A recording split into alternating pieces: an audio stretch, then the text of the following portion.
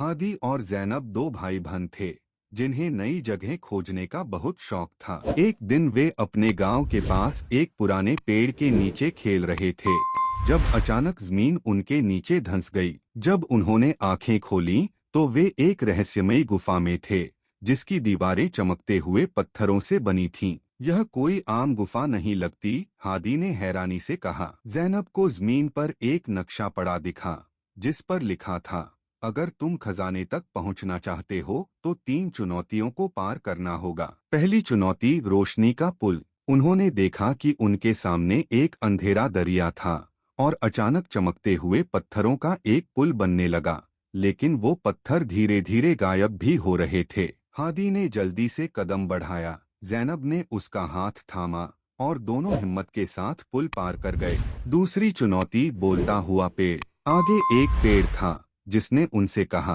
अगर आगे बढ़ना है तो मेरी पहेली का सही जवाब दो। पहेली थी, मैं वो चीज हूँ जो जितनी बांटी जाए उतनी ही बढ़ती है। मैं क्या हूँ? मोहब्बत, जैनब ने झट से कहा। पेड़ मुस्कुराया और रास्ता खुल गया। तीसरी चुनौती आग के घेरे। अब उनके सामने एक जादुई दरवाजा था, लेकिन उसके आगे 3 जलते हुए घेरे थे जो लगातार घूम रहे थे। हमें सही समय पर कूदना होगा, हादी ने कहा।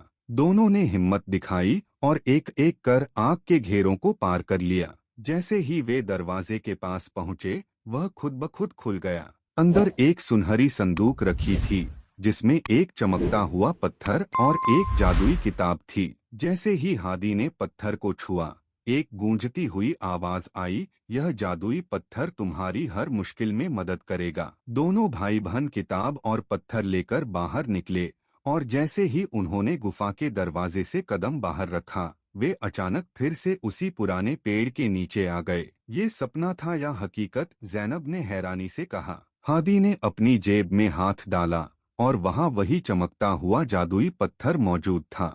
इतनी मेहनत से बनाए गए वीडियो को लाइक और सब्सक्राइब जरूर करें।